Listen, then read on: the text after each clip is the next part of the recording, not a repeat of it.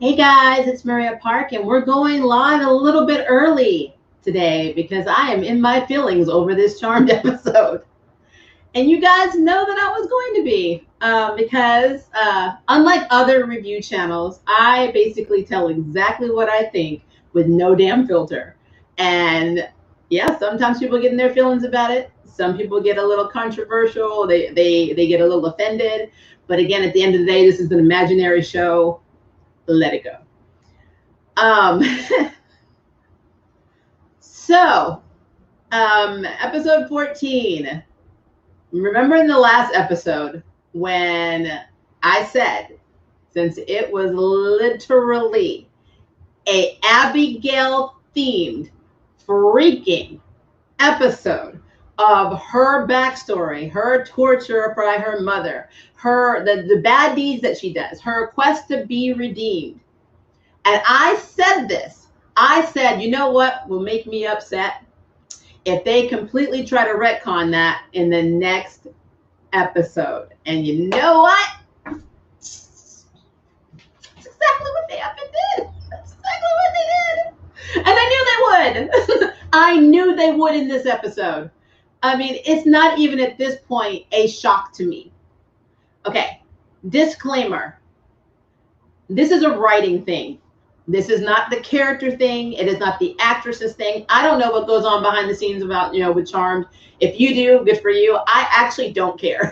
But the writing on the episode to episode to episode journey that we're on in this season, and let's be real, season 2 as well, for some reason they make progress and then they go to the next one and it's like they revert. If they were in therapy, they would be reverting all of the time.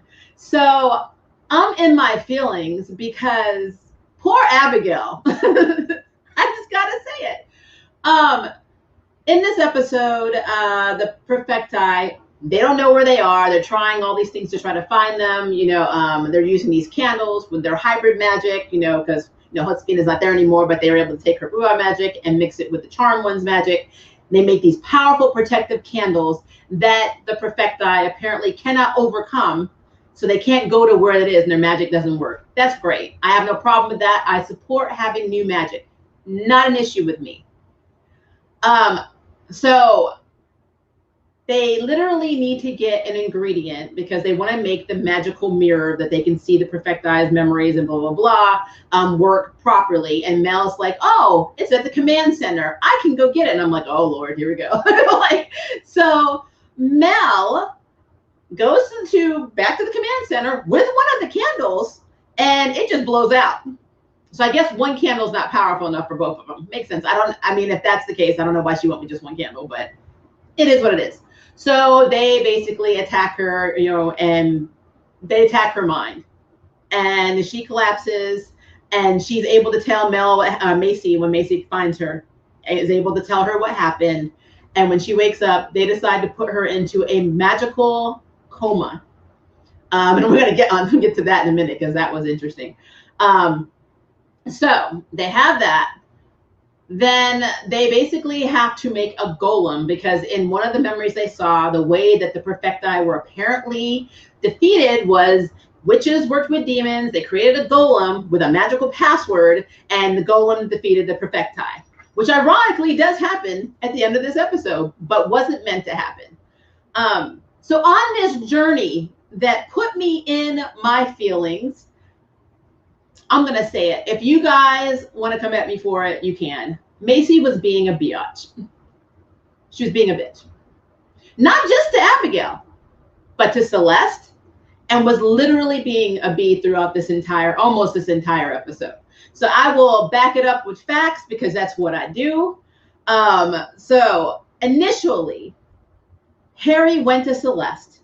Remember, to have his humanity. He doesn't want to be a white lighter anymore. He wants to be 100% mortal. So he can be with, Macy and they can live their life.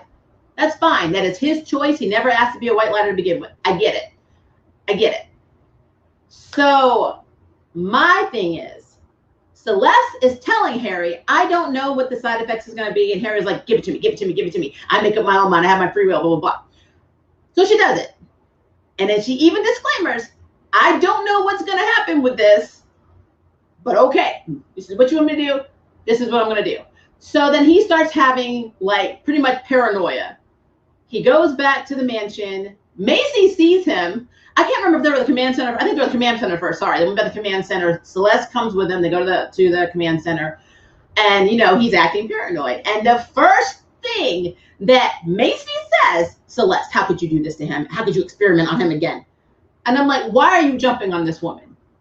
Your man told you he wanted to do this. He told you Celeste was going to help in the last episode. He told you that this was what his choice was. Why are you jumping on this woman? But that's what she did. And then in their magical journey, they realized that they need to get to Fenric because Fenric is the only one old enough to know the password to create this golem, which technically he does now. So the only person that he will listen to is the Overlord, which is Abigail. And of course, here's Macy. Well, we can't use her. She's a wild card. And I'm like, this woman came up to you, literally said, I'm sorry. I will do everything I can to give you your fire, your firepower back. And like literally 180, like literally 180. And then Macy's like, well, what are we going to do? And then Celeste is like, well, hey, here's a glamour potion. How about which one of you wants to be Abigail? And Macy looks at him like she's not, basically not me. And then Maggie's like, okay, I guess I'll do it. And so she becomes Abigail. She goes to confront Fenric. Because she's not Abigail, cannot get this guy to do anything. And I'm going to say something on the side that I don't understand about that too. Has to literally call Abigail. Literally call. Not Macy, not Celeste. She calls Abigail for help. Abigail says, just trick him. You're me. And she's a little offended that she took her image, which quite frankly, yeah, that's literally invasive because you're pretending to be me and doing things that's not me. So that's messed up all in itself. But at the same time, Maggie called her. Abigail told her what to do, and it worked. And then after they got the password from him by convincing him he had his powers back and yada, yada, yada, they go back and Macy's like, oh my God, can't you just do something about that face? Because I don't really feel comfortable with that face around me. And then Maggie's like, oh yeah, well, how do you think I feel wearing it? And I'm like, this woman literally just saved her. Well, I was like, what is happening in this show? Oh my gosh, guys. Guys. Let me take a drink of my water of truth before I continue because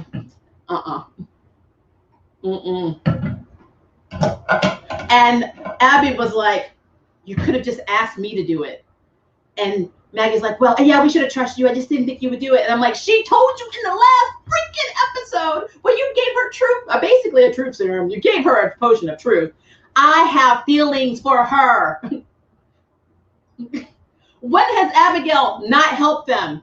Even if for her own personal gain, when has she not helped them? The Perfecti, we're going to throw her in the Tomb of Chaos. She has every reason to get rid of them.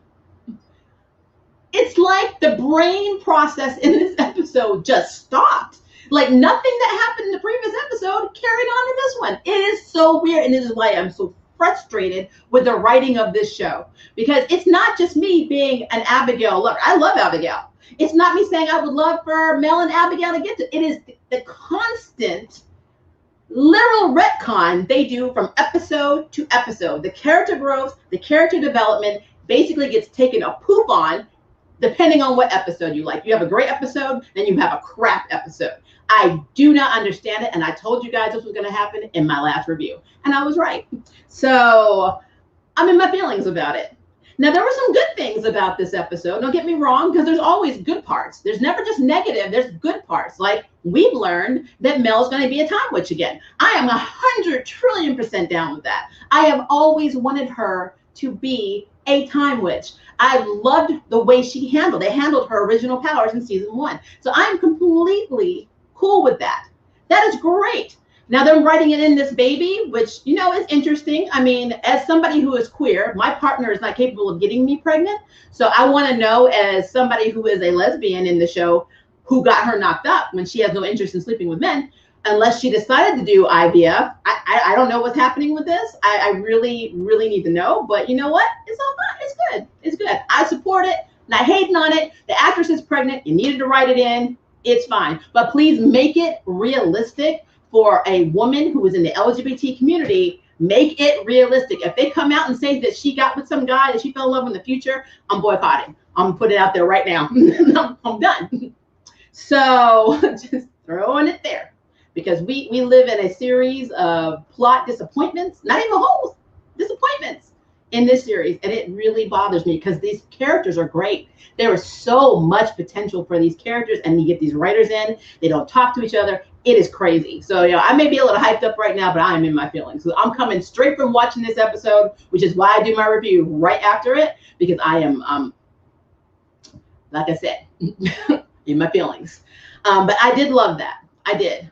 We still don't know the repercussions of what's going to happen with Harry. We know this because there's always a side effect or repercussion to anything they do on the show. But there's common sense things that don't happen too. Like Maggie's ability, I call it force push emotion. I don't know what it's technically called, because honestly, I haven't given two craps about it. I'm being real with you. I don't care. But it's not a bad power. It's just weird. So she can make you sad. She can make you happy. She can make you angry. She can make you whatever emotion that Maggie wants you to feel. She can make you feel that power or feel that emotion. So please, guys, and I'm not looking at the comments right now because I have it turned up, but I will get to it in a second. But I want you to put in the comments, please, if you have the ability to make people excited, happy, blah, blah, blah, blah, and you go to somebody who is depowered, who was this at one time great demon overlord, and you have this ability to change his emotions whenever the heck you want, then why in God's green earth did you not roll in there saying, you feel great right now? Give me the password. Somebody please tell me why. Explain this to me. Do the powers only work on certain people? Or do they not work on demons? Was this ever explained to us? I mean, she had, Mel so happy one moment she was baking cookies, and so depressed she was eating the chips in the freaking pantry or whatever in their house. So, I mean, I need to understand how this power, which Maggie has also used on herself, was not used on this demon. Do you know how long this would have taken? It would have been literally a 2-minute exchange. Walk in the door, touch you. Yeah, you really feel like giving me that password now, right? What's the problem? And then you left the mirror with him. And every time they do stuff like this, I'm like, they create their own problems. They create their own problems. The Charm Sisters right now are in their green period. Even though this is the third season, they are still constantly messing up like they're in season 1. So it's a thing. I'm in my feelings about it. It is what it is. I mean, there's nothing else I can say about it other than what the hell. I want to know what the big baddie is that's coming, because I mean, as far as I'm concerned, the Perfecti were like the avatars from the OG Charmed. So, I mean, is the source coming back? Is there something worse than the source? I mean, what is it? Did they create a whole other big baddie that hopefully will not be like Viv, who just walks into the chamber, touches the damn black amber, and then contaminates the world? Which to me, that was a bigger threat than the Perfecti because they were dying. So in my feelings, guys, in my feelings. But it's okay because we have Hasty, and Mel's going to be a time witch again. And honestly, that is what most fans, I'm pretty sure, are happy about. They don't care about the little details. They only care about the fact that Hasty is okay. Because I have learned as a content reviewer that if you say something negative about a character that people are behind, no matter how bitchy and how wrong they're written, that you are attacked. So I expect it. I don't care, but I expect it. And one of my running jokes is I'm in my 40s, guys. I don't give 5 Fs about you coming at me over an imaginary character. I really don't. So if you want to do that, feel free. Give me all the negative comments below. I'm not talking to you guys. I'm talking about the people that are going to watch this potentially and get in their feelings. Please put it in my comment section because you're just literally helping my algorithm. So knock yourself out. Ruby in the episode. I think Ruby is a beautiful woman. I think she is sweet. I think she is boring as hell. It is not her fault. They write her this way. She was more interesting when she was a one-night stand. there's all this emotional buildup between her and Mel when we don't see it. We see them together for like 5.5 minutes, and we're supposed to buy this big epic romance that doesn't exist. Even if Mel never got with Abigail, I am still not buying the Ruby and Mel connection. They don't have chemistry together because they're not written right. So it is what it is. I had to put it out there. I'm just nitpicking, guys. I'm calling it like I see it. This is my personal opinion. Anybody in this thread, I respect your opinions. We are not going to fight over it. I would just agree gracefully to disagree, but I'm not going to hate on you because of that. Now, if you say some stuff off the cuff, that'll be a whole other issue. But again, I mean, there are things that I love about Charmed that other reviewers probably will say they like or hate, and vice versa. So it is what it is. But I'm just saying, I don't get it. I literally watch Charmed episode by episode and think this is like the first pilot episode of a brand new series, because it changes so much that it's like, and just like with Celeste, I will give woman credit when Macy was like literally starting that little bitchiness with her. I loved how Celeste was like, I'm old, and I'm a slow learner. So I still learned the lesson that Harry has free will. Maybe she's basically saying to her, maybe you need to think about that too and get up off me. That's literally what I took from that exchange. Just like when Macy was pacing around the command center and, of course, Harry and Celeste were working out, basically how to bring the golem to life. And she's like, is it ready yet? She was like that kid in the back that was like, are we there yet? Are we there yet? And you just want to smack them like, shut up. Look at your phone and be quiet. That's literally what Macy was like. When Maggie was taking too long, she was like, wow, where the hell is Maggie? I'm like, you know what? I'm like, little girl. I'm like, and I can say little girl, I'm older than her. I'm like, you need to, woo, guys. Like, guys. I will say I did love the scene where both Macy and Maggie were staring at Mel's stomach. That was because that was the one scene I thought was probably the most realistic, because they literally had this look on their face like, what the hell is that? I'm like, so very good acting. And that's the thing, I never have a problem with the acting. It is literally the writing. That is my whole gripe with this show. It is the effing writing, and it drives me absolutely insane. Oh, but the Time Witch thing, that's probably my biggest thing, because I've been saying I wanted that power back forever since they got rid of it in season 2. I am super excited that we're going to have Time Witch Mel back. And we don't know the events, because future Mel said, if I tell you this, it will change the timeline. If you're a comic book fan, or you watch Arrowverse and you watch what Barry does on a weekly basis by almost always restarting, Flashpoint on a daily basis, then you will know how fragile the timeline really is. Only hopefully Charmed will understand that, and not like the Arrowverse does. So don't take Barry as an example. So I am really excited to see what the future holds for them. And the fact that in the preview next week, they're going to the future. They're going to the future. And I am a trillion% here for it, because I love any time that you get to see future versions or future timeline of yourself, which we saw in OG Charmed a lot. It almost feels like it's that episode where Paige goes in the future, and I think Phoebe was still married to Cole, and he was like an overlord. And then you had Piper, who was like a rebel and was fighting, and they didn't know about Paige, obviously, because she never came to them in that version. So it's kind of like, it kind of reminds me of that scenario, only of course in the preview, Abigail's standing there saying, Maggie, how are you alive? What do you mean? I killed you. I'm like, of course Abigail killed Maggie. Of course she did. Of course. I was really sad when I heard that her actress was leaving, and now I'm like kind of wishing it was true, because all they're going to do is just bastardize her character. So what's the point of sticking around? I'd probably want to leave too. That's literally how I feel. If you're not going to do anything worthwhile with Abigail, and Abigail is a very interesting and complex character who does need to atone for some of the things that she's done, I feel like they need to get rid of her. There's nothing for her here. I feel like the Canes are just meant to go.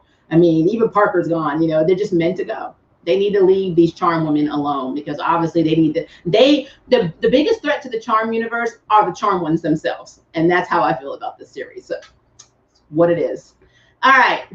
All right, all right. I'm sure more things will pop back in my head that we can talk about, but let me start up here to the very top. Oh, wow. There was a comment at 1:23 p.m. Is there any chance you could change the time of your channel, your Charmed review, as it is 2:30 a.m. in the UK? I am so sorry. I know that is late. Unfortunately, I work around other scheduled things, so that this is literally when I can do it. So unfortunately, I can't. But hopefully you will watch it after, because I mean, even though it's live streamed, it's still going to be up like a regular review. So maybe you can catch it later. I try to be responsive to comments, so keep that in mind. 2 Abbies and 2 Mels. Yep, we did get 2 Abbies and 2 Mels, so we got our double. So that's cool. Seeing Abby's character fluent in psychological matters made me cackle uncontrollably. Yeah. I love the shift between the American accent and the British accent too. I thought that was really funny. But I really loved Abigail's reaction when she was like, "This is not a good time," and then she's like, "Wait, are you me?" She's there like, "What the hell?" Can we just appreciate how Poppy was acting as Maggie, who was pretending to be Abby? Like, seriously, I mean, I love her. I absolutely love her. She was amazing, and I love. She even had this innocent look down. I love it. Not Macy's dislikes for Abby seeping through yet again. I feel like these two will never see eye to eye, let alone tolerate each other. Everything Abby does will forever be scrutinized under a microscope. Exactly, and it doesn't make any effing sense. We've known what crimes she's done. We understand that she wants to redeem herself and atone. But apparently this is the one character in all of the series that will never be able to do that. So it's a thing. The show has some great actors and actresses. I do agree with that. Like I said, the acting is not the problem. It is not the actors. It is not the character's fault. It is the writing. So when I'm saying Macy is being a bitch, I'm really reflecting on the script, because that is what's happening. And they make her that way. They make her, it's almost like she's bitter about stuff. Like she gets bitter. And I feel like whenever I see arguments in my posts, or I won't say arguments, defensive posts for Macy, they're like, well, you know, Abby did steal her power and Abby did try to kill her. And I understand that. But that is not why Macy is like that. Macy is like that because when she figured out she had feelings for Harry, Abigail was already flirting with him and had her lips on him. And, you know, let's be clear, Hasty was not together. Abigail was not cheating. She wasn't. Harry and her were not a thing. As a matter of fact, when she saw them making out, she went in her feelings, went to Colorado, and then went and slept with Julian. But, you know, that's fine. Just saying. I do not expect that ending at all. Like, what a plot twist, Mel being pregnant with her future child.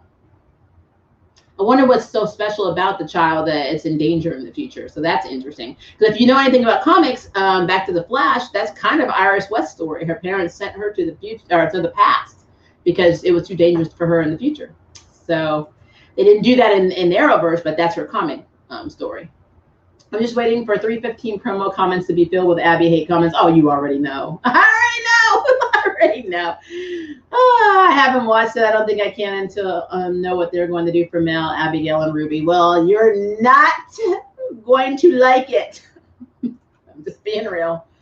Since when is Harry not a liability? Thank you for putting that to my attention. You're absolutely right. Harry. Oh. For someone who was a white lighter when their mother was an elder, he sure gets in a lot of shit. Like, he literally gets into a lot of it.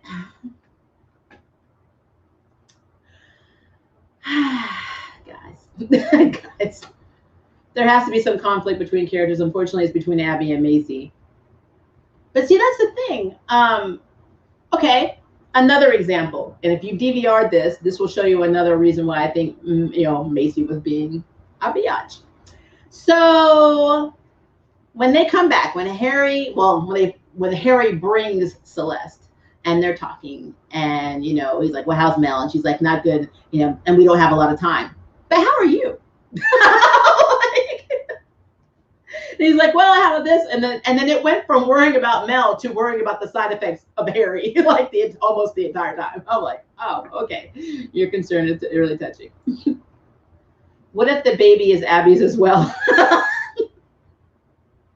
I would need somebody to give me a biology lesson then. I mean, is this something the half demons can do? I'm confused. that's been an issue since season 1, which I don't mind the guy being the damsel in distress, but it gives him so much focus. It does. Everything seems to be Hasty centric. Now I get it. In OG Charm, so many people were like, Leo and Piper, will they or won't they? Oh no, the elders are mad. He has to go back up there. Oh wait, they're letting him back. Oh, they're gonna get married. Oh, now he's in trouble again. Oh, now he's joining the Avatar. It was always something with that couple. But you did get to see the other two sisters have lives and deal with their own problems. And it seems like everything is kind of revolved around what's going on with Hasty. And I don't know why that is. Mel actually in season 2 had no screen time hardly at all. She did. She was just complaining about not having powers and suddenly being okay with not having powers and being the potion girl. Just what it is. And this season, because of her pregnancy, she's getting a little bit more of a storyline. But quite frankly, let's look at what's happened this season.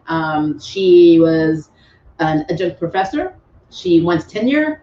She met a very cool transgender student named Kevin, who we'd never seen again. She bonded with Josefina more, which makes sense because in real life, they're the only ones that are Hispanic in that entire show, except for Marisol and Ray when they make an appearance, but nobody else is Hispanic in this show, which is always interesting for a show that was originally advertised as Latina. But I digress. And then what else did she do? She has a moment where she's jealous of a lover of Ruby's friend that she thinks is a lover on Instagram. She has a few interactions with Abigail, and that's literally it. That is her journey. So yeah, it's a thing. Because the Abby Mel is somewhat canon, Vera Kane. I mean, it's more canon on Abigail's side because Mel never really, she didn't reject her. She just didn't say anything. She went to the bar at the end scene and said, you know, I think you know what to do. And I don't think that you're not redeemable, you know, basically that you're a waste of space and you know what you have to do. So Mel is back to believing in Abigail. Her sisters, not so much, but yet it doesn't matter because they never hesitate to call Abigail when they need her. And that is so irritating. I'm all in the mind of if somebody is not trustworthy, why are you calling them? Leave them alone. Figure out your own life. Be an adult. Do your own stuff. You're the charmed ones. Why are you calling this woman who is the overlord of the demons to save your butt? Stop. Just leave it alone. That's probably why Jordan left. He got tired of being their shrink. Who do you think the father is? Like I said, I will be in my feelings if all of a sudden Mel's hooked up with a guy because she's not even advertised as being bi or pansexual. She's supposed to be a full lesbian. And I'm not saying you cannot discover your sexuality, but she made it pretty clear in season 1 that she was not an LGBT gold star, which means she had slept with a man, she didn't like it, and she moved on. So I don't know, outside of magical IVF, how she's pregnant. But it's a thing. It is a thing. More than likely, they're going to say it's her and Ruby's kid. I wish it wasn't done so Macy stans don't attack other fans who don't dislike Abby just because Macy dislikes her. Yeah, like I said, a lot of people get in their feelings about their canon ships. I got attacked all last year because I said I was not appreciative of Scylla. Not saying Raelle and Scylla in Motherland Port Salem weren't cute. I just said I didn't appreciate the fact that she literally aided in the deaths of over 1,501 people, and people were completely okay accepting that because the ship was cute.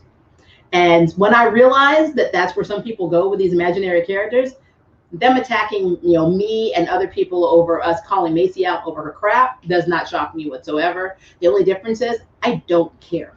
I really don't. Let's see. Wait, Generation 1, The Force. The Force? Explain that word, mercenary, because that sounds familiar to me. What if the father is Harry? The internet would break. Would break. I know, but who else would be a donor? I'm sobbing. I don't know. It doesn't make sense. I mean, they're going to come up with something crazy. I guarantee you. I've seen Harry almost be a father stand in to Mel in season 1 and friend in season 2 and 3. So to me, that would be so weird. It would be very weird. She is his mission ride or die. They always go on missions together. which is why had she not been in the character that was LGBT, I kind of feel like she would have been the Piper to his Leo. But because we didn't go that route, they made the Prue / Piper character of Macy get with Leo.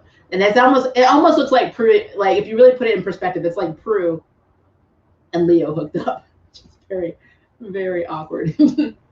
Will Mel get a major power boost now? I just want her time powers back. So, I mean, they implied it. So, hopefully, I don't know what events are going to lead to this, but I am here for it. Yes, Mel will get her time powers back. Hey, I'm super, like, I've always loved her version of being a time witch. I love it. I absolutely love how they did it. I don't know why they're not able to use the weapons they got from their mother, because I mean, shouldn't they just work anyway? I don't know. It's just really weird. It's weird to introduce them and then they're just not a thing anymore. Same hope and dreams, Vera. What if it's not Mel's baby, but she's just carrying it for future Macy and Harry? But she did say my baby. And normally if you're the surrogate for another couple, you could say, so it wasn't a dream. By the way, Macy, this kid is yours. I'm like, I'm doing this for you, which is interesting because normally, since Macy is closer to Maggie, you think she would have gone to Maggie for that, but whatever. I haven't seen the episode. I honestly thought if they brought the in real life pregnancy to the story, it would be for Hasey's kid. Yeah. I don't like how they wrapped up this whole perfecti predicament so quickly. It makes me think they're going to bombard us with the season finale again like they did in season 1. I know. Well, no. Okay, so Fendrick has the mirror, and he even says, he even said you should have left this behind because someday I'm going to get out of here. And that may be, kind of like a foreboding scene because he may be one of the ones that comes out, and he's the one that tortures people with and doesn't care. Because normally in these stories, when you are a main character, you have main character insurance. Sure, you may get beat up a little, you might almost face death, but you normally don't have anything really bad that happens to you. And this character of Fenric seems like he would be the one that would change that. Like he would take one of them out. So I don't know. Girl, I have my own notes. Blue, I want to hear them. Hi, Maria. Love. How are you? It's super late here in Scotland, but I wanted to pop in and say hi and send love. # justice for Abigail. Thank you. You were talking to my half Scottish self because my mom is from Scotland. So I'm so sorry. I know it is late. Thank you for popping in here, and hopefully you like the video, and just check it out. If you can't stay, just check it out tomorrow and let me know what you think. But in the future, Mel would have kept the baby. The baby would have been born in the future, but now it's born in the past. This is just, it's weird. It's weird. I mean, but you ever notice that they do take OG charm stories and do something different? Like with Piper, Chris came back. At some point we even had Wyatt and Evil Wyatt as full adults while they were, while she already had the kids. And with Chris, she wasn't even pregnant yet. He was trying to get Leo and her back together so he would be created and wouldn't disappear. And then he stayed to help protect Wyatt so his future wouldn't be messed up. So, because his brother wouldn't be turned evil. So like they took that storyline, then they got this whole other apocalyptic thing going on with another baby. And it would be really interesting to see if the baby in the future comes back, at some point in this story, or maybe even Hasey has a storyline where their future kid comes out. And I will tell you this though, if Hasey has a story where their future kid comes back and visits them, I'm gonna be mad because he has a whole other family when he cheated on his wife, and we still don't know anything about that family or the kid. We've only keep seeing his first wife and the son's lineage. We do not see anything about the woman he made a baby with, had another family with. It's like they are ashamed that, it's a spot on his, pretty much his life, and they don't exist. And I think that's messed up to introduce this concept in one of his memories and do nothing about it. But I've always said that, so smash that retcon button. Yes, please. # justice for Abby. It's the same writing that's done in The Flash. Rinse, repeat, and retcon. Absolutely. Mel's getting her time with powers back. Oh my God. Yeah, when I saw that literally made me happy. That was one of the things in this episode that I was completely okay with. I also love that we got to see Celeste like aged, because initially when we saw her give her watch so Mel could go in the future. It made it seem like she only sacrificed like 20 minutes of her life. But now we actually see that she's lost years. She looks a lot grayer. She has more wrinkles. So I guess the video just wasn't a good representation to how she aged. So I am glad that they remembered that, because let's be fair, Charm does some plot holes. And Celeste could have come back with reddish brown hair and no wrinkle, whatever. And they kept it as her aging. And she actually, I think Harry even said, you were willing to give up your immortality and risk your life, but you're not willing to give me my mortality. And she's like, yeah, that, doing that is easy, but doing this for love is the hard part, pretty much. So I like that we got to see that. I thought that was really cool. Seems to be a CW issue. It is. Poor Mel, her luck is just awful. She is the one that gets crapped on a lot. I mean, to be real. I don't know who that is. I'm sorry. But are they live streaming Charmed? That's interesting. I hate that they didn't include the real Abby in helping them, because they thought she would be a liability to Mel's life, even though she would have been the most meticulous person they needed. Yeah. I mean, Abby would have happened. It would have been solved. Like, it's just Macy is so bitter. I'm over it. I mean, it's old. It is old. They write her so horribly. It is sad. She's very smart, but it seems like the more the episodes go, the bitchier she gets. I don't know if she's just sexually frustrated. She probably is. So she's taking everything out on everybody else, but it is very hard to watch. I do not enjoy scenes sometimes where Macy is in it. And that's sad, because I wasn't like that last season. I wasn't like that in the first season. Yeah, she was kind of, her and Mel had some issues, and she was very, let's say when she became the source, it was very apparent who Macy did not like. I feel like Abby has become the Mel in her life, because before it was always Mel she had a problem with, and now it's Abigail. So when Abigail leaves, Mel's open season again, I guess. We'll see. In season 1, didn't Macy do a spell to strip Fiona of her immortality? Why can't they do it again? Because they don't think. I mean, the real reason. What happens in season 1 and season 2 apparently has no effect in season 3. I mean, abilities, spells, potions that they know how to use apparently are not a concept in season 3. That's what I've learned. I have felt like Macy has been written off for a while. I mean, it's obvious. Like, it's crazy. This is not just an Abigail thing. It is the character herself. They are writing her really badly. It's making her, she's becoming a very unlikable character. So, and I feel like Mel and Maggie don't really agree with her on certain things until they're all together. It's like, Maggie telling Abigail on the phone, I guess I should have trusted you. And then going back home and immediately turning towards how Macy is, where Macy's like, oh, that face. And she's like, well, how do you think I feel wearing it? And it's like, wow, complete 180. And all of this happens around Macy. Even Macy, when Macy was in her feelings, she went off on Mel saying, you're always, trying to say, good things or seeing good things in Abigail, you're kind of the problem, blah, blah, blah. And then Mel kind of turned around and then had this whole thing calling Abigail, irredeemable. And like, that was the same episode. And then it's like, it is so weird. It is such a weird thing. Julian was working with his Aunt Viv. He knew they were taking magical creatures and killing them in these experiments. Now, he wasn't completely on board with everything Viv was doing, but he knew what was happening. He knew what he was funding. But he was okay. And Macy forgave him even before he died. And then as a reward, she ended up getting safe space. And it's insane to me, but Abigail is just trash. But she is to Macy, again, because she had her lips on Harry. That is literally it. I don't care what anybody else says. It is obvious. That girl holds a grudge more than anybody. It is really interesting. Why did they not just ask Abby? They know she loves Mel. Because they're stupid. Like, Abby Inception 101.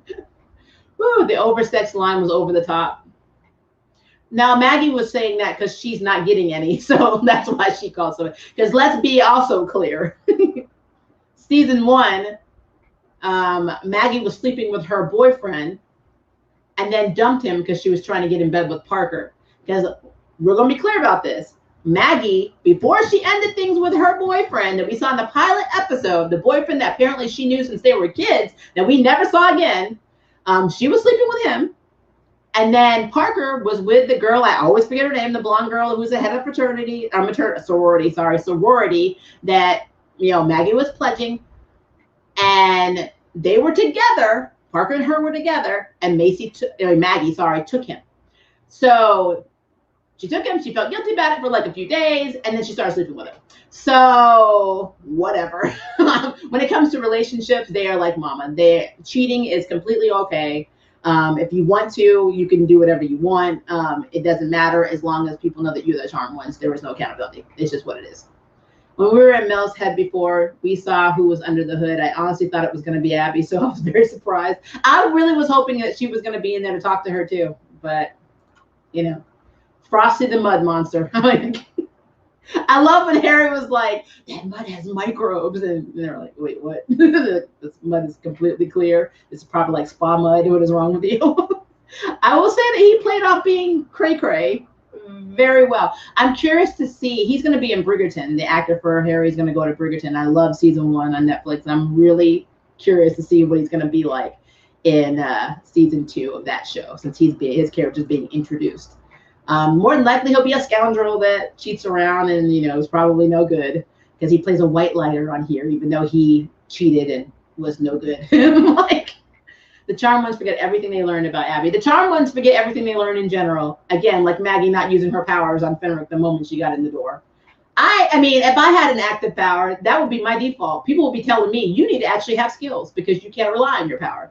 That's not the conversation they have to have with these people, because they barely use them. It's like, how are we going to stop them? Oh, well, Macy uses her little powers to make this little telekinetic, wall that the golem can't get through. And she's like, he's getting through. And I'm like, okay, cool. Well, at least we got CG for you this week. That's all that matters. Like, that's literally how I feel about the show. I feel so bad for Abby. They're just going to disregard her entire redemption arc because of Macy's personal insecurity. Yep. Go off. Yeah, I was going off. I'm in my feelings, guys. That's how I feel. When I don't agree with something or I think it's problematic, I'm going to be real about it. Hobby acting as Maggie was so precise, though. Let me just say it. The nervous, quick, quirky energy that sent me. I know. I kept thinking, you would have been a good charm one.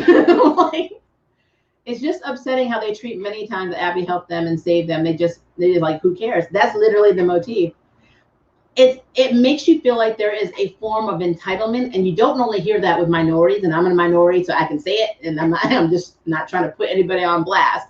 But the charm ones have this entitlement that because they are the charm ones, everybody owes them something in terms of your time, your abilities, your help. And if you don't help them, then you're at fault.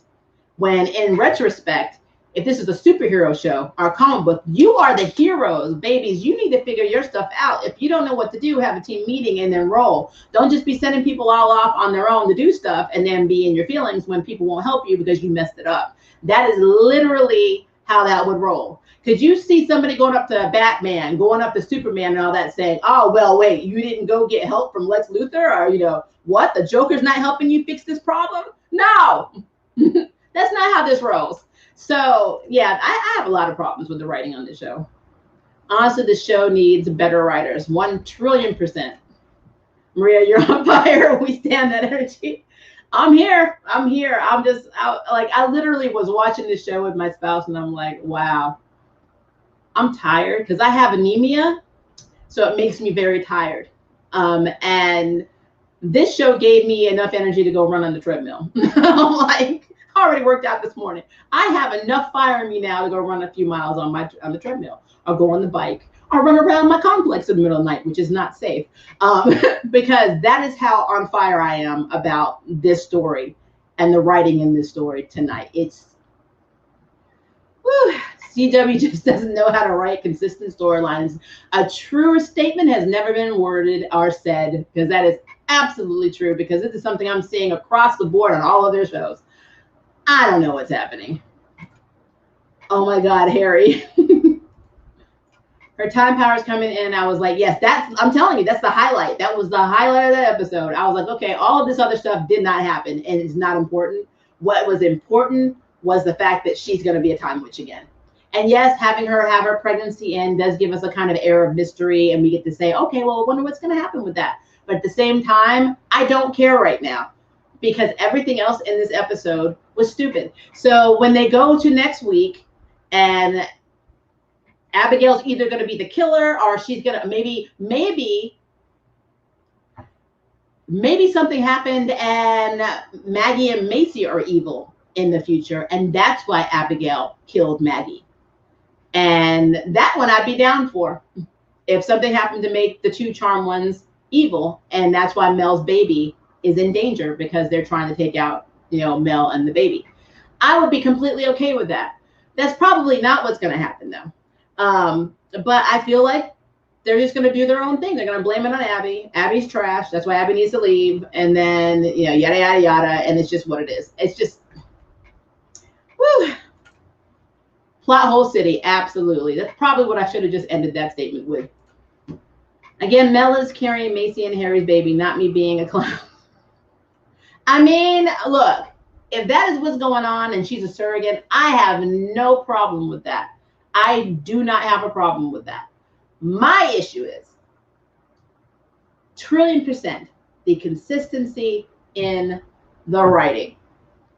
Because it's not there. It's just not there. When you are a character and you grow, you're supposed to at least learn the lesson. I mean, you don't make the same mistakes over and over and over and over and over again. You don't not evolve as a person. I mean, what's the point of you watching a show if the characters are always stupid? I mean, it doesn't make any sense. You're just doing the same asinine things you have done from your pilot episode.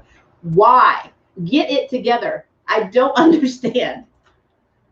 At least they didn't pull an Angel with a pregnancy storyline. Yeah, wow. Yeah, they could have fired Mel like they did with Charisma Carpenter. Unfortunately, that was really messed up. Really, this show has so much potential. It does. It has always had potential. And again, the characters of this show are not the problem. The characters are not the problem.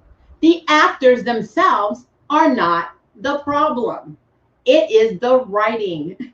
I can't stand it. I just can't. Everything that happened last ep got thrown out the door. Yep, they retconned it. This right now we're not watching a TV series. This is a comic book. They're mini series, and you get one episode in the mini series, and it gets retconned every week. I swear, why is Ruby even involved? She literally said she didn't want to be in the middle of Magical Fairs in season 2. Why did the writers just disregard everything? Because they're stupid. Now, okay, so again, I said this like eons ago in these reviews. I feel like it's a revolving door of writers.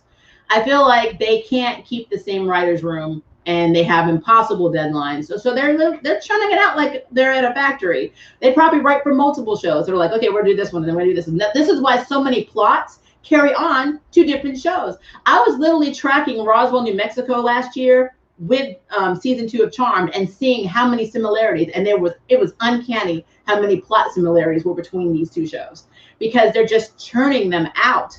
And it's probably not even fair to the writers, but I mean, I can't not nitpick the writing because this is what you do and this is what you're putting out. So I mean, I'm sorry. It sucks. Mel being pregnant, I was a lot of words. I guess they were tired of trying to hide that baby bump. Isn't that why OG Charm made Piper pregnant? I can't remember if she was pregnant with the original. She probably was pregnant with Wyatt. I don't know if she was with Chris, but definitely with Wyatt. So yeah, I think you're right. Preach, Susie. Logic fail. Thank you, Kevin. 1,000,000,000% a logic fail. Yes, I wondered the same thing. Because the plot didn't say so. Ruby be like, here, have a blanket. Peace out. No, I mean, they can't touch each other. They're both magical. They still have the allergy. So like, even her like throwing the blanket was a risk of like she was close to her hand. But yeah, she was like, you okay? She's like, yeah. I just had the weirdest dream. I'm like, yep, you're over here. They are literally COVID social distancing between these two characters, which has been a majority of their relationship. I thought Macy would be the first sister pregnant, but I get why they did it. I thought that was going to do something to cover up the pregnancy, and maybe Macy was the first pregnant. I mean, the baby. I mean, like I said, if people here are accurate, because this is not my theory, it could be, and I can't rule it out because again, writing. It could be Harry, and it could be a hasty baby, basically, and you know, Mel could be the surrogate. I just don't know why Macy wouldn't be able to carry her own baby, but I mean, who knows? Fertility works in different ways. So I mean, I'm not gonna say anything off the cuff on that, because I know it is possible to not be able to have a baby on your own, or maybe something's wrong with Harry and having to do something medically to intervene, or magically in their case. I don't know. But I mean, it's a thing. It is a thing. I would love to know who the other parent is, and we probably won't know that for a while. So. I laughed my ass off when Ruby was speaking to me in Mel's head. At first, Mel was like, Ruby, and then she stepped into the next room and like, let me just ignore you. Girl, this cloak figure, by the way, is more compelling. Like it was, the cloak figure was more compelling. The charm ones are the legends of this series, true. But you know what? Legends is still better in a way. I mean, we expect them to be camping, go on crazy adventures, and be all over the place. But at least they still kind of have the same theme going through it. And when characters have problems with each other, they actually try to work them out. And it's very realistic. So I can't even hate on that. I can't even hate on Legends of Tomorrow, because they work their stuff out. And when they don't work it out, it causes issues. So especially with Rory, which is hilarious. So yeah, I don't know. Harry really didn't teach them much. I feel like the substitute white lighter from season 1, Tessa, was awesome. I love Tessa. Oh my gosh, she'd been awesome to be in this series still. They killed her off. Oh, Maggie has pathokinesis, ability to manipulate emotions. Thank you, Flash Wiki. I mean, I call it emotion force push. That's basically what it is. She could have said, Henrik, you want to be happy? You're miserable. You don't have any powers. You feel like it's a torture. You want me to vanquish you. I want to touch you. You're going to be happy about your life, and you're going to give me that damn password. Why was that not a thing? Oh, Ruby was like, I will be here for you when you wake up. Oh, hell no. She went by. I had nothing. Here, have some sister time. She was there initially when she did wake. But yeah, then she got kicked out. Like they were gone. And I will say, when Maggie first called Abigail, she's like, Mel's in danger. And then you saw the look on Abigail's face. And I'm like, yeah, she would have gone and done it. Mel and Ruby is just not good representation. It's true. But I mean, the CW does not do well with queer representation as a whole. I mean, the only successful relationships that we have seen have been between Ava and Sarah, and kind of Anissa and Grace. Every other couple that I know of in the shows that I watch that are LGBT, they're already broken up. It just doesn't end well. And this has been a trope. There's either a kill your gays trope, or they just go away. They don't ever, like Nancy Drew, they get rid of them all the time. Liza Beth was there, and then Liza Beth was gone. It's like, oh, okay. They don't really care about it. You're so right. She left like bye, sis. Didn't even check on her girl. Yeah, sure. CW, they're in love. No, she really did though, because I do remember her when Mel first woke up. Ruby was there, but then all of a sudden the sisters were there. It's weird. It's weird. Like the transition was weird. But she did initially wake up, because when the golem threw the Perfecti into the Tomb of Chaos and he started dissipating, like just fading away, Mel woke up before the sisters got back, and Ruby was still in the room with her. But then for some reason she did just up and leave. I don't know what that was about. I don't know why she left. I don't know why she couldn't be privy to the conversation, because unless Mel showed her the baby, and then Ruby was in her feelings about it, and she got upset and left, which could be a thing. If chemistry was a subject, Ruby and Mel would both get an F-. I agree. I absolutely agree. Hashtag justice for Abigail. Yes. I mean, seriously, it's stupid. Question: would you rather the writers try and fix Ruby and Mel, or would you rather a new or old love interest for Mel? Well, let's see. Let's just see. We had Nico, perfectly good candidate for a perfectly good girlfriend. Was loyal, was ambitious, was smart, was devoted to Mel, actually left her fiance, which, by the way, Vera style, she had an affair with Mel on her fiance to even be with Mel. It's the Vera way.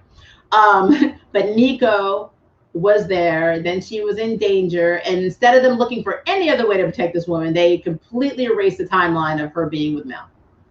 And even when she came back, she was again with Juliet, her fiance, and was trying to go back and cheat with Mel again, all over again. I love Nico. I want closure for Nico, but I feel like how they got together was wrong. And I've always wanted Nico to come back, but I didn't know if I really wanted her back with Mel.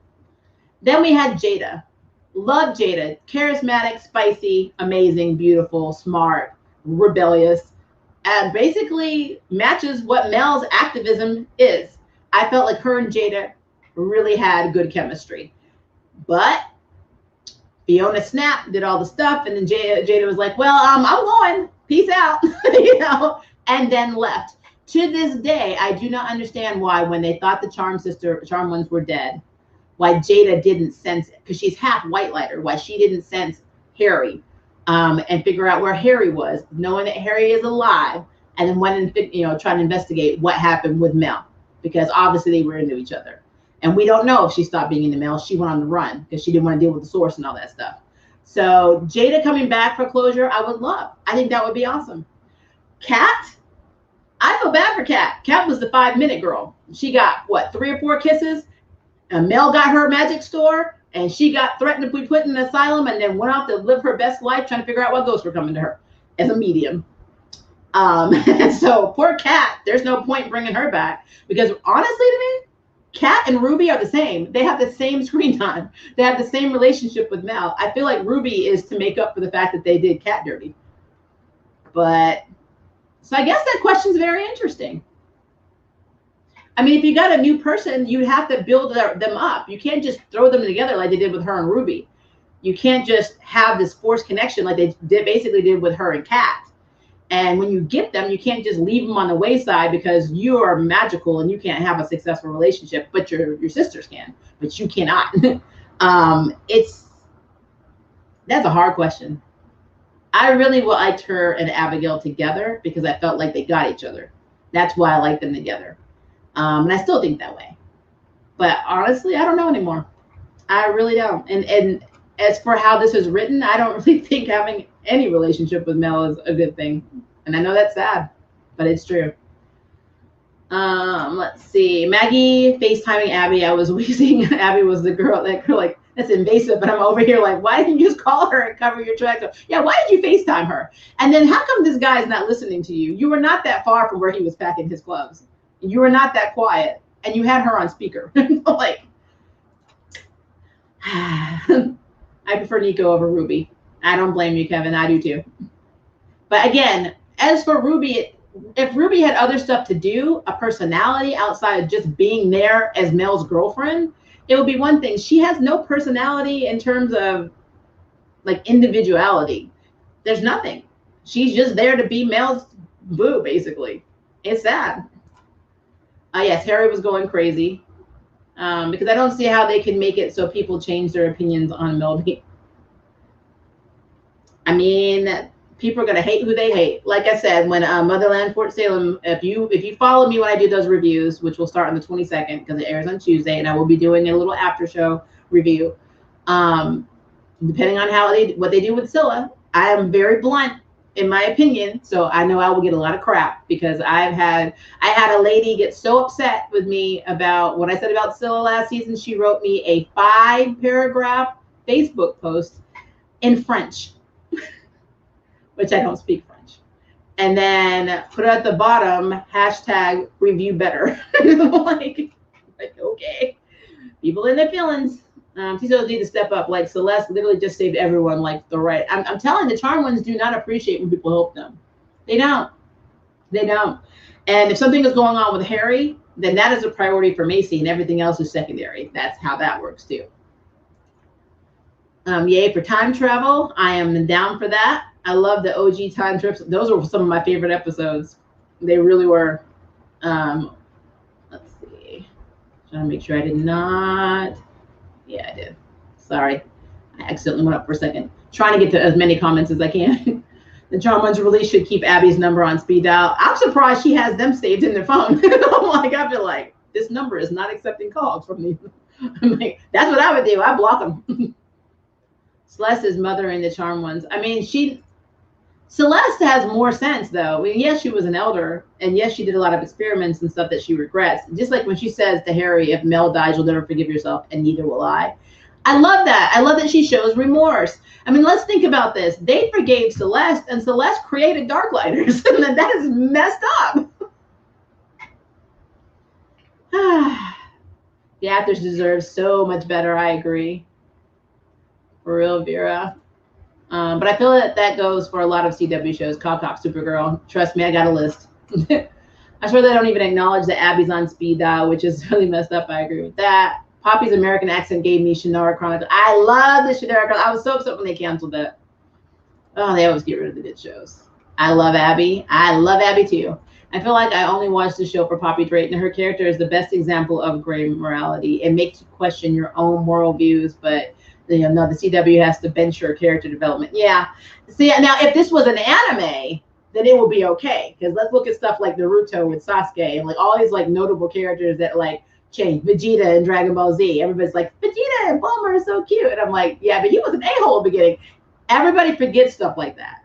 And again, I always bring this back to Motherland, Fort Salem, because I'm always looking to see who comes at me for my support of Abby with all the bad things she's done. If you're the same people that go into the Motherland, Fort Salem reviews and get on me about Scylla, because she's a terrorist and she kills people and has no remorse at all. The only reason she was remorseful is because she got caught and she didn't want to be upset. So, excuse me, I need me a man.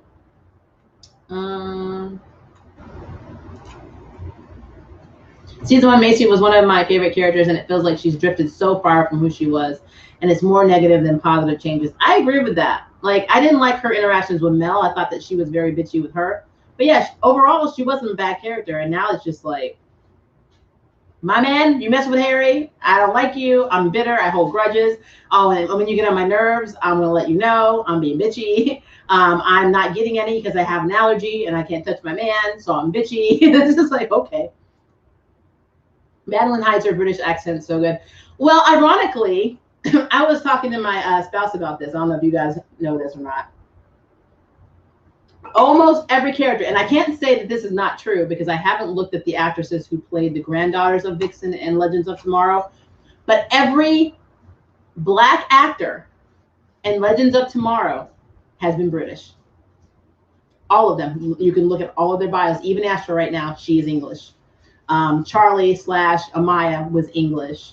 Why did his name just go out of my head? The other half of oh, why did he go out of my head? Why? Hold on. I gotta look stuff up when I get cray cray. I gotta look it up. Hold on. Tomorrow. So we gotta look at our season 1 cast because for some reason they went out of my head.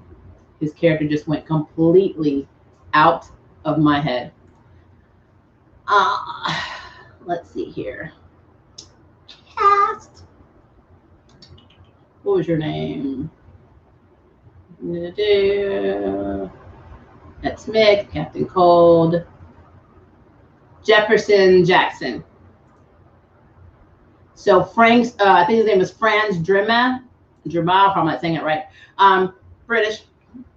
If you look at Wally West in The Flash, Australian.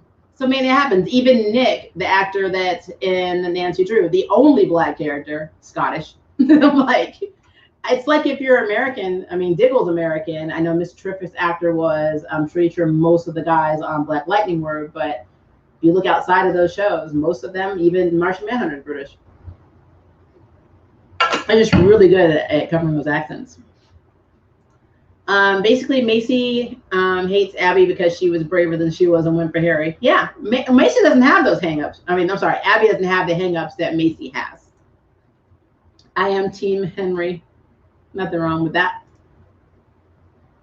I like the reason Future sent her baby and her past self is because maybe her and her sisters are in a big battle and wanted the baby to be saved, which is fine. But I really think because Abby said I killed Maggie, it's either an accident or maybe something happened and Macy and Maggie were either turned, made evil, had a spell on them or whatever, and that's what happened. I don't want to just believe that Abigail just went on a killing spree and killed Maggie, but I'm sure all the other people that are reviewing this and in the comments, they're probably going to be saying exactly that, and I think that's really sad because it's stupid. Hope is a crazy thing, Maria. I know it is. Just when I thought we were getting somewhere with them, trusting Abby and treating her better, yet we are one episode later with them, Macy calling her a wild card and not trusting her. I told you. You go back and watch our last stream. Did I not say this was going to happen? I know it was going to happen. I hope Abby keeps a new hairstyle from the promo. I like that style. It's cool. It definitely had the Shannara Chronicles look about it.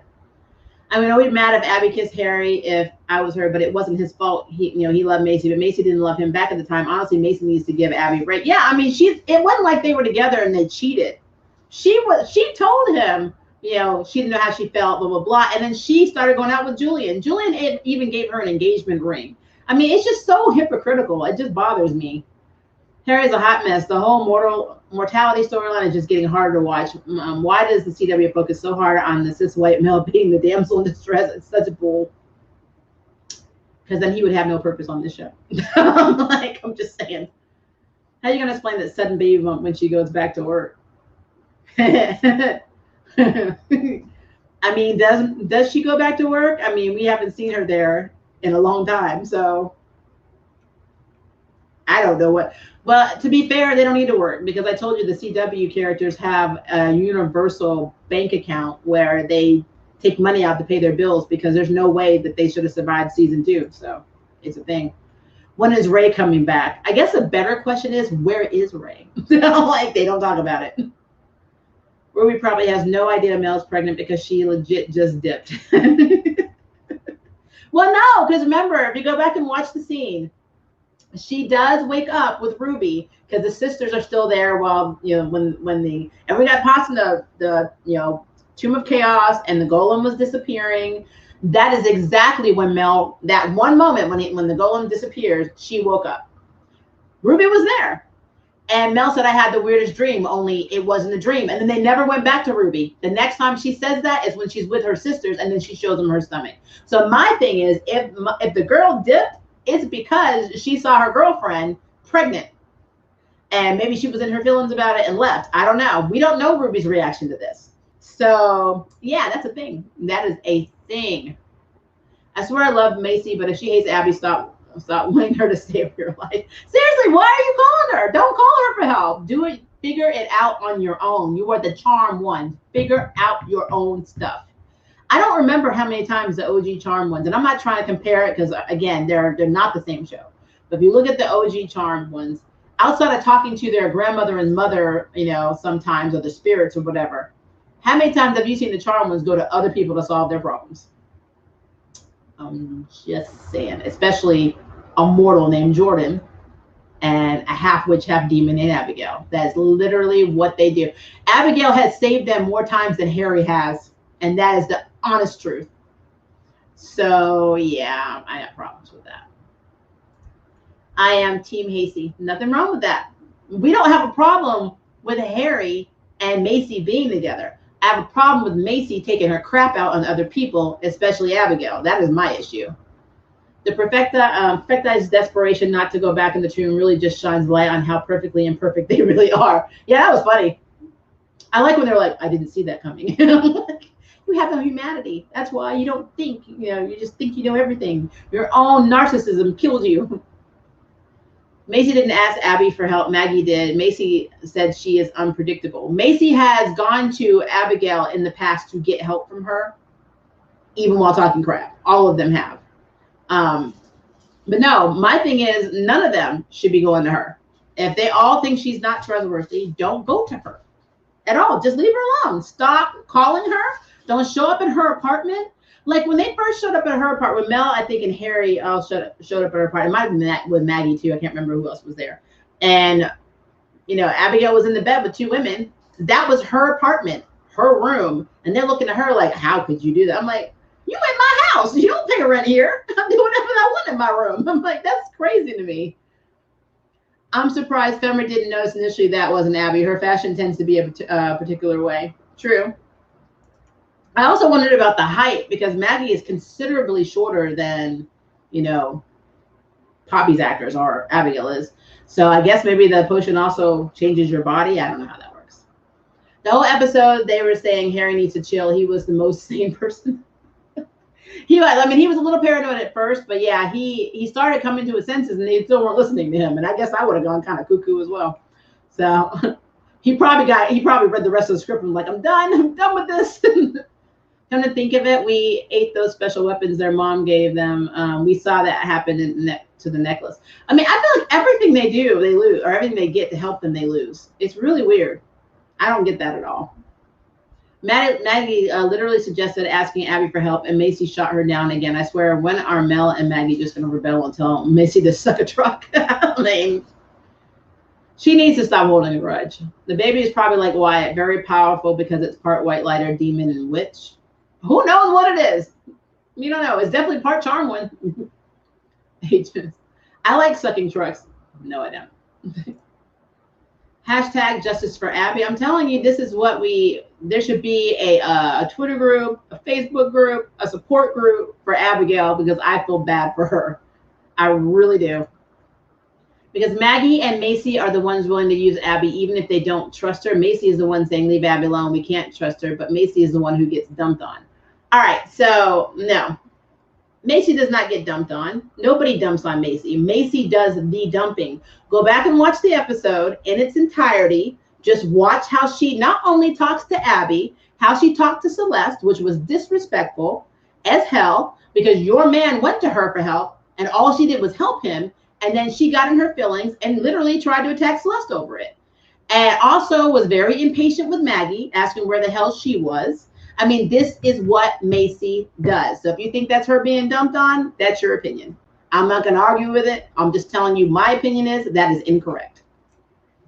They really 180 Abby's whole demon side, trying to kill her storyline. They do that all the time. I mean, she's a villain. Now she's not a villain. Okay, now she's going to be a villain again. Okay, now she's not a villain. Now she's misunderstood. But she was tortured, but now she's redeeming herself. Oh, wait, but she's still trash. They cannot even make up their mind in the writing room what to do with Abby. That's probably the real reason, if her actress is leaving, why she's leaving. She has no idea what her character's motive is. She has no idea why she does the things she does because it changes from episode to episode. What if the baby's something like Franklin Richards because in the OG it was an evil future child? True. I would love that, especially since Franklin was the one that separated Mephisto's soul. I think that would be very cool. So that would be their own version of Dark Wyatt. I would be down with that.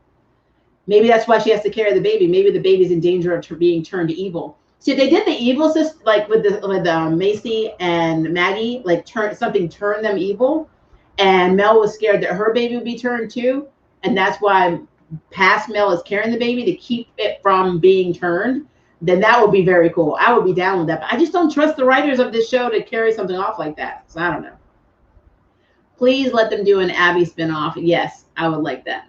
I like that Celeste came back to help them. I really loved all of the Celeste scenes. I thought they were very well done. And like I said earlier, I love that they aged her. We got to see repercussions to her giving that watch to Mel for her to go and get the necklace for the source. So I think that's really cool.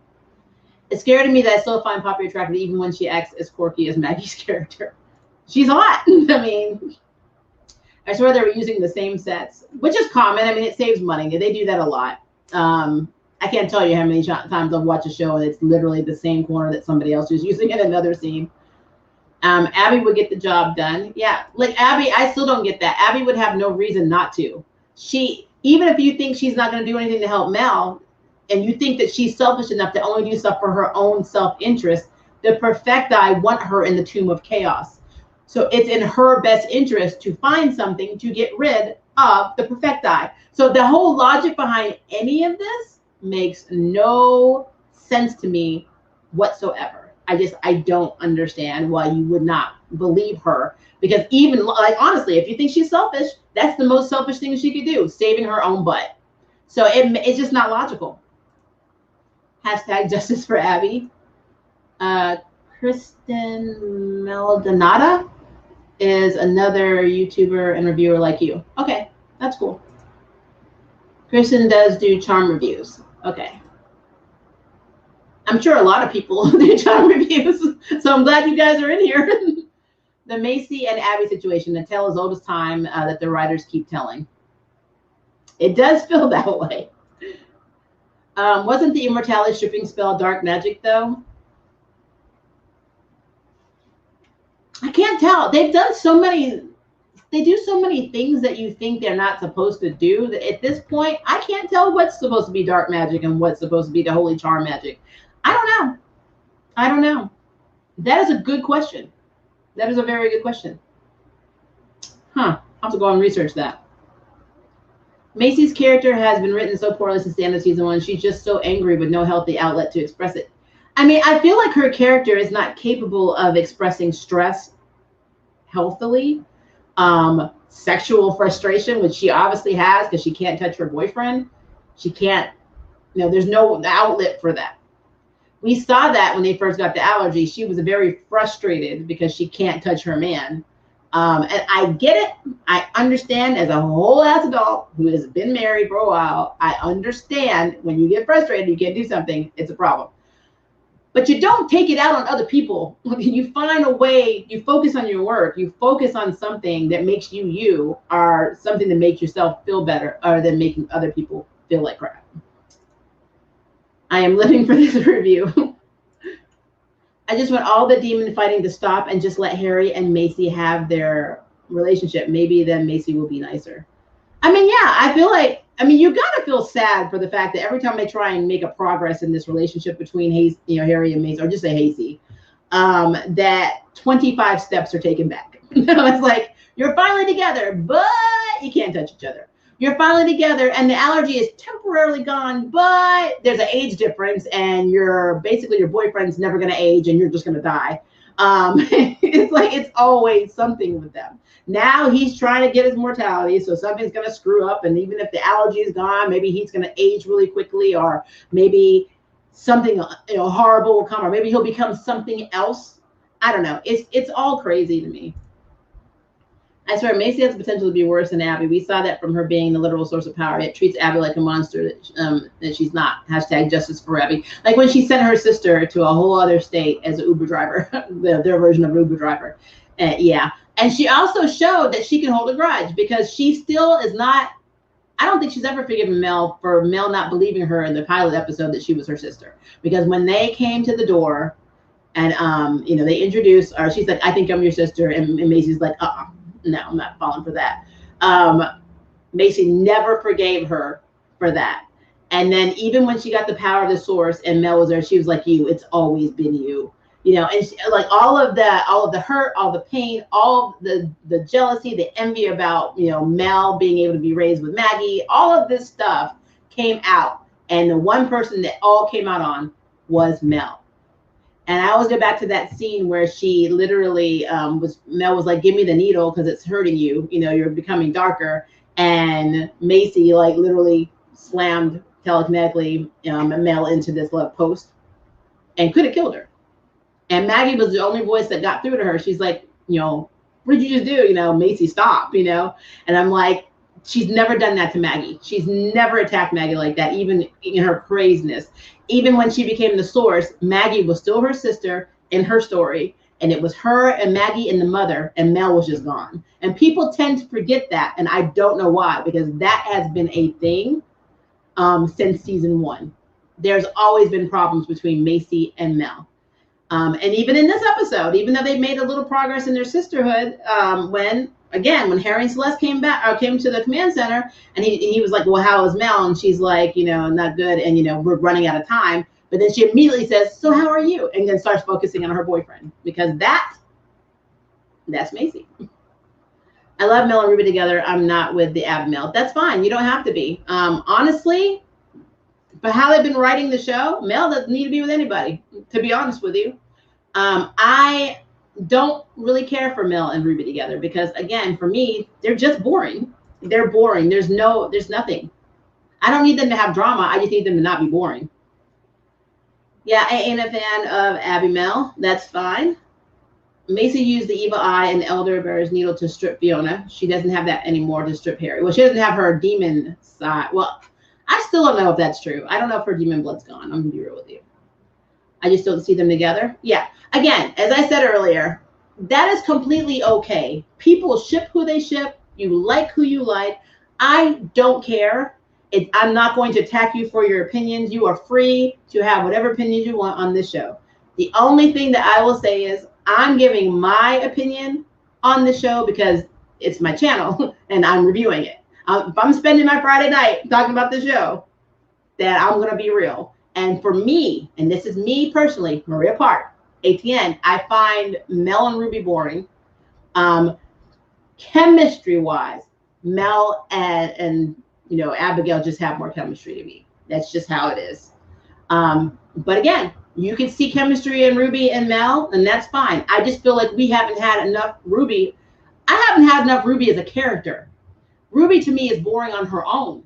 They have not done anything but make her a supportive girlfriend. She has no personality. We don't know what problems she has. We don't know anything about her family. We don't know anything about this character other than her, she comes from a family of witches. Her mother was a witch and she doesn't like being a witch. That's literally what we know about Ruby. Oh, and she likes watching sports and had a bunch of roommates and had no problem with one-night stands. So yeah, there's no character development. It doesn't make any sense to me. Julian died and Macy didn't bat an eye. She got a little upset in that one moment when he died. As a matter of fact, she was more upset about him than what was happening with her sister. Harry did not try to save Julian. He's like, oh, yeah, no, it's too late. I'm like, dude, I'm still breathing. If a true serum of Abby says she cares deeply about Mel isn't enough to sway Macy to let her help with the situation, I don't know what it is. Macy, this is your problem. I'm telling that woman holds a grudge. She holds a grudge. Harry wasn't dating Julian, though. Harry wasn't dating Julian, though. Macy made the choice to date him, though, and then put off breaking up with him. Hold up. I don't think you wrote that correctly. I think maybe as a typo. I never said Harry was dating Julian. So let me put that up again. Harry wasn't dating Julian, though. That is very much established because as far as I know, Harry has not shown any interest in the same-sex department. So I didn't say that. Macy did date Julian. She went to his house in Colorado. They had sex.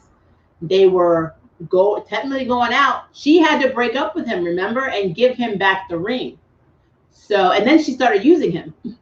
So technically, Macy and Julian not technically being on dates and he even confessed that he was in love with her. That's technically not true. They did have a thing. And then she decided she wanted to be with Harry. And then she said she had to make the decision. She had to break up with Julian. But no, Harry never dated, Julian. And I don't think I've ever said that in any of my reviews. So just making sure we know that. That was meant for April. Sorry for the tag, Maria. Oh, you're fine. Okay. Sorry about that. I didn't think it. I mean, I may be crazy, but I don't think I was crazy enough to think that Harry and Julian were a couple. I feel like CJ just kills characters off just to avoid extending their storylines. Absolutely. Trillion%. Which is why I was so surprised Parker survived his breakup with Maddie. Well, she's dating him in real life, so that's probably he got real life security because they ever wanted to bring him back. In fact, I'm surprised he's still alive from what the writers try to do. I'm surprised half the characters are alive. You're giving us Sagittarius, and we are here for it because I am a Sagittarius. I don't play that. You know how we are. We do not bite our tongues. That is the one thing I will say about being a Sagittarius. Is like, I don't think I was born with a filter. I just try to be polite. I was hoping when they defeated the Perfecti, the allergy would just go away. It would be nice, but I mean, technically, I think they have to do something with. I really don't know because if they go move that thing again in the cave, isn't it just gonna mess everything else up in their world? There really has to be a solution to that problem. I just don't know if we're going to get it anytime soon. Ruby and Mel's relationship is just non-existent, in my opinion. Ruby literally acts like Mel's platonic roommate. Give me a blanket, and then Dip's like, you shouldn't check on your girlfriend, damn it. Yeah, I feel like Ruby could be such a good character. They just don't give her anything to do. They don't. The same thing with Ruby is what happened in Nancy Drew with Beth and Elizabeth. Elizabeth was supportive, sweet, didn't care that the character was a clipped up, did not care, was there for this woman. And literally, Beth treated her like shit. She the girl was hardly in the episodes. And when she was, Beth was like, oh, I really can't talk to you right now. Oh, and it's just like, wow. And then all of a sudden, they're just broken up. That is literally how I see Ruby. Ruby is in and out of the story where it fits for Mel to need a moment of support. are to give her some kind of connection with Ruby, like the little moment of jealousy. They fell in love very quickly. They literally are living up to the trope that all of us in the LGBT community refer to as the U-Hauls solution. Like if they could touch each other, they'd probably be trying to live together. They got together and fell in love really effing quick. In love, really effing quick. And as far as I'm concerned, we don't know enough about Ruby to even see how that was possible. So they must have had this whole relationship behind the scenes that we weren't privy to. Because if you go back and count all the times Ruby has been in the show, we probably would even get 11 times. So I don't get it. What is happening with allergy? That's the real question. I feel like the Charmed Ones have their own version of COVID. No wonder every personal relationship is so underdeveloped. I mean, there's truth to that. I don't know. I'm hoping we figure out this allergy thing, but I mean, it doesn't seem to be a priority for them. The real villains of this show is the writers. Absolutely. Them are their bosses telling them to write a certain way, Marvel and DC fan. I mean, I do take pity on them a little bit because I do feel like the CW, I feel like they put unrealistic deadlines and expectations on these people, and honestly, they could be burned out. And let's think about the fact that most of them were probably writing all of these scripts remotely. So they probably weren't even, they were in a Zoom chat, like I am at work, just sitting in a Zoom chat, like, what do you got? What do you got? Okay, let's all get our draft together. That's literally what could be happening. The writers are Chuck from Supernatural. That made me laugh. Hey, Maria, it's not so much as the writers, it's the ones who are approving of the writing. Yeah, it is. But I mean, the writer's room, to be fair, we don't know the exact extent on how they actually present their scripts, but they do a treatment of the script. I agree with you. It is the people that actually go through it and approve it, but you still have a head in the writer's room, and that it should have been cut off there. They should have been like, we can't submit this because this is garbage. Let's do something else. So it starts there, and then it ends up being approved, by the higher ups. If you go back to the writer's room and say, hey, let's write it this way, then, I feel like the writing would be exponentially better, but it is what it is. Everyone in this chat, we should be in the writer's room going off at every inconsistency. I'm telling you. Season 2 writers were like, there wasn't the season 1. Nope, didn't happen. Season 3 writers were like, just forget about all the season 1 and 2, except for maybe like 2 things. You're not wrong. So glad I'm writing not a consistent story, just like fan theory is not consequential to the main comics. Sometimes I feel like Charmed season 3 is a combination of different fanfic writers writing different fanfic adaptations of the story that they want, but somehow all putting them under one fan arc. So like, you have this is under the Charmed, we'll just say Black Amber, series. And then you have like all these different stories that have no connection to each other, but it's all just under, multiple umbrellas and make no sense, but just has the same character names. I've seen that across fanfics where you just write you read one, it's just like, this makes no sense. And then this one does not connect very well to this one. And that's kind of how I feel with this show sometimes. So bringing some common sense to those writers. Yes. Or just write fanfics. I mean, I guarantee you will probably find better ones right now. We might need to stop replying for Maria to check up. Yeah, I'm trying. I'm rolling, guys. I am rolling as fast as I can. At this rate, the fan fiction is better than the actual show. Amen. I absolutely agree with that. Wouldn't be the first time a fandom just decided to ignore canon and fix it with fanfics.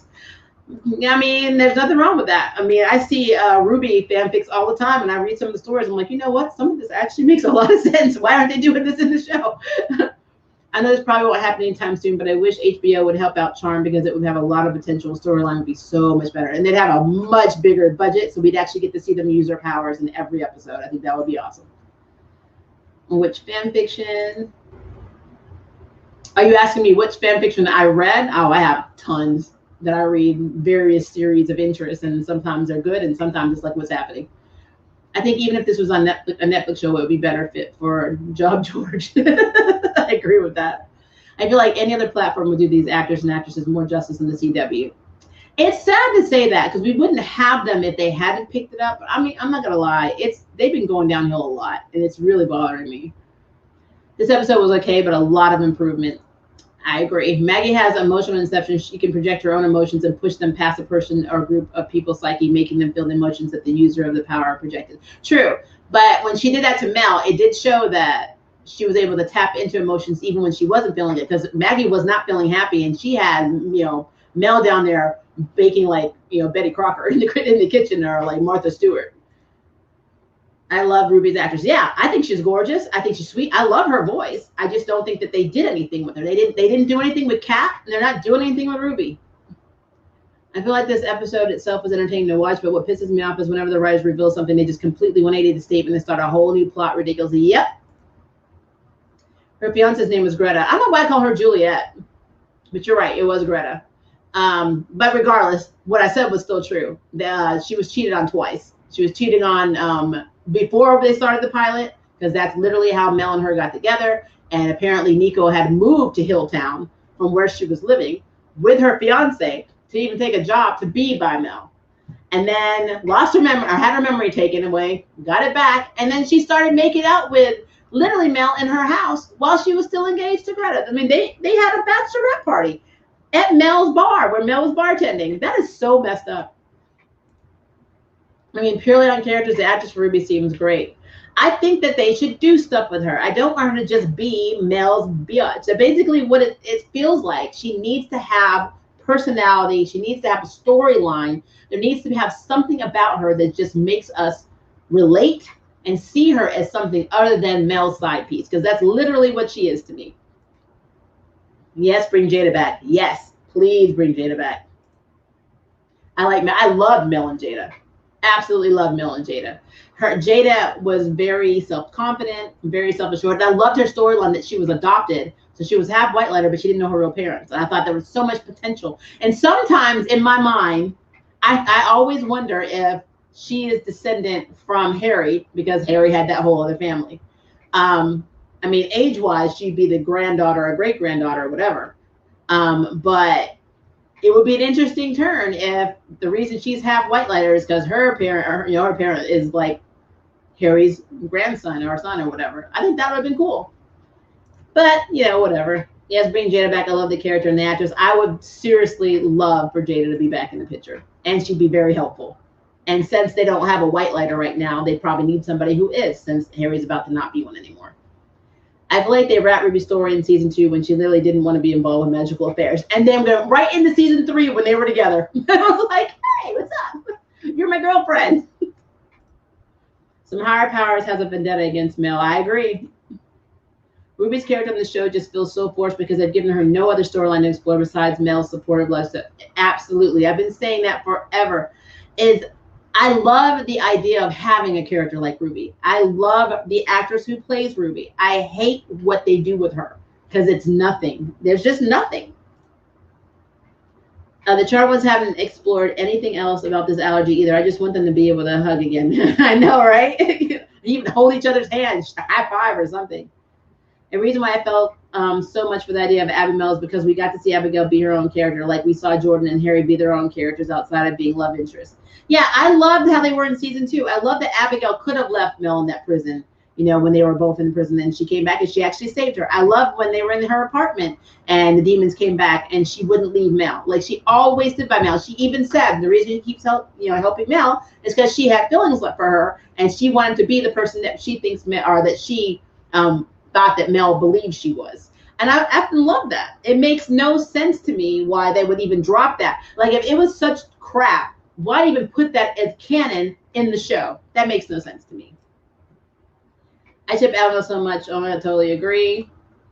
I'm going to be so sad if Abby leaves. I think she's leaving. I mean, everyone's implying she even said goodbye on her Instagram. I don't know what's going on. I don't know if it's a behind the scene thing. I don't know if she's just not happy with her role. She's not getting enough work. Maybe she got offered another series where she has more screen time.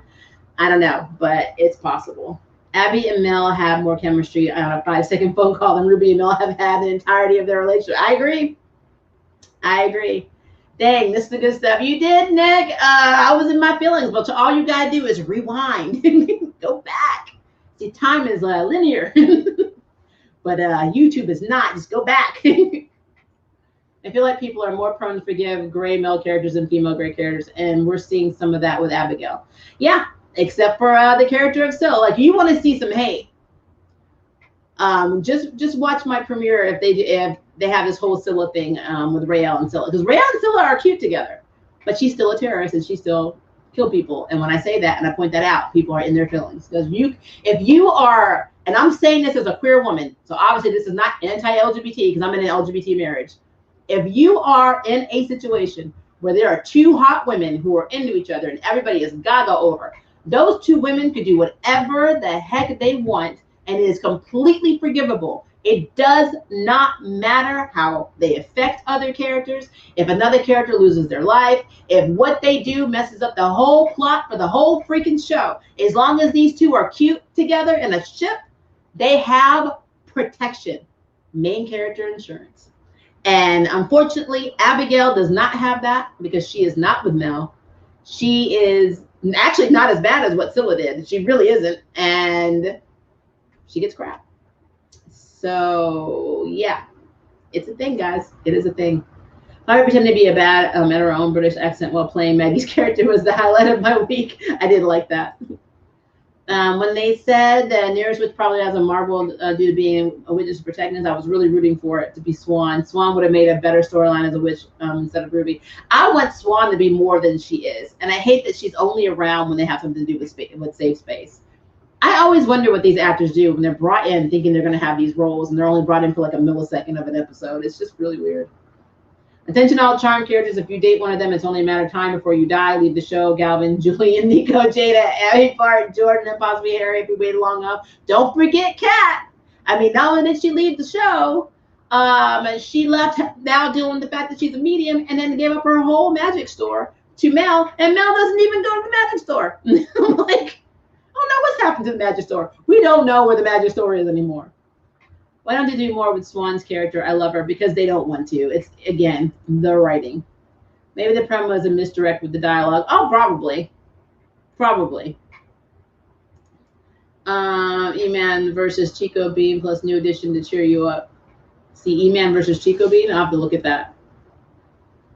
That's what 313 promo was. I'm hoping you're right. I mean, more than likely, I don't think they put the best stuff in the promo. It more than likely is redirect, because if you look for the promo for this week, we didn't know just how in feelings Maria was gonna get, because they didn't show all the juicy stuff. But I told you guys that the last charm review we did, I said they were gonna retcon everything they just did, because I was very happy with the last episode, and I said they were gonna mess it up in this one, and it's exactly what they did. I swear the last 3 weeks waiting for Charm to come back has been agonizing. All I've done to watch edits and binge watch Cruella the movie. Nothing wrong with that. Okay, let's see. Since we have so many comments, I'm trying, guys.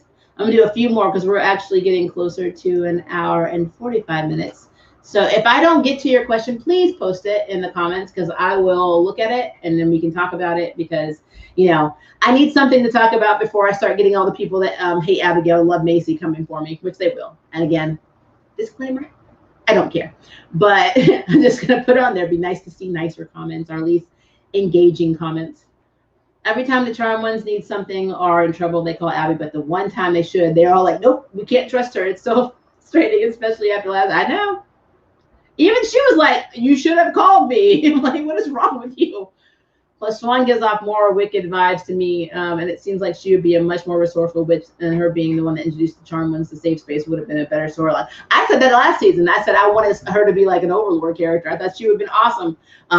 Or even being a fellow witch, or being the ultimate evil would have been great. It would be funny now if they made her the ultimate evil, because nobody would see Swan coming except us, because we know that she's capable of it.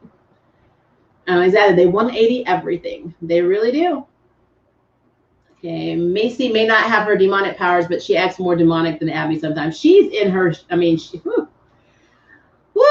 in her thing.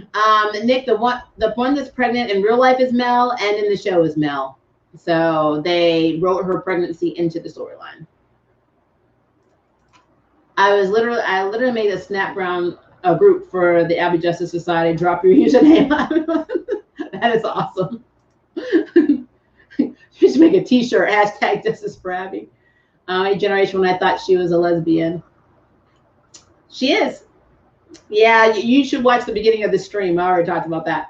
Find Mel wants to be so terrible to everyone, then have Kat, Ruby, Jada, Abby, and Mel can be alone. I mean, I'm saying until actually Mel gets her stuff together and figures out her own stuff, she shouldn't be in a relationship. And honestly, Like, I feel like Macy needs to go to therapy and deal with her anger issues because she has them. Okay, I'm going to do one more comment. I actually shipped Ruby with the Muffin Girl. They were so cute, even though they were together for a minute on screen. Yeah, I actually thought they had a lot of good chemistry too. Like I said, it's not a I hate Ruby thing. It is literally, she has no story. She has no personality.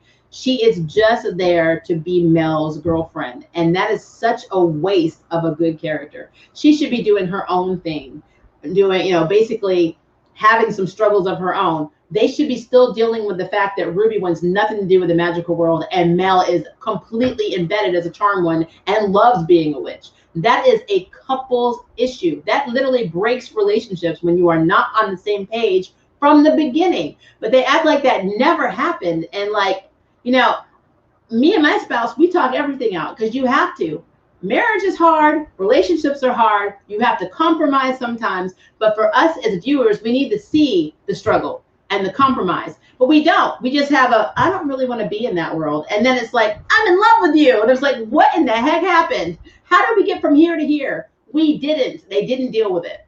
So it is a problem all in itself. And it just goes back to the writing. It's just a thing. All right, guys, I love you. It is now my time, 10:08 p.m. So I need to go take my medicine and chill out because when you have anemia, which I know a broken record, sometimes you get really tired. And I was so fired up. All the energy is going away because I'm down now. I've been talking for an hour and 40 minutes. I do want to continue this conversation, so please put it in the comments. If I did not get to you, please put your comments below, and I promise you I will get to them. I just was in my feelings, guys. So thank you for hanging out with me while I gave you my feelings on this episode, because yes, it was raw, and yes, I held nothing back.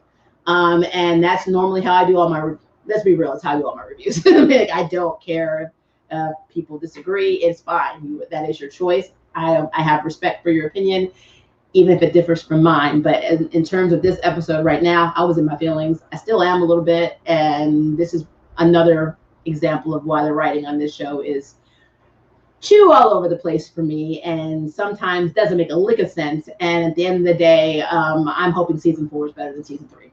That's where I'm at. All right, guys, have a good night. If it is day, have a good day. I still have to do my my Legends of Tomorrow review. You will be getting that. I have a few other videos coming out too, so be on the lookout for that. But yeah, have a good night and day, and I will see you next time. Bye, guys.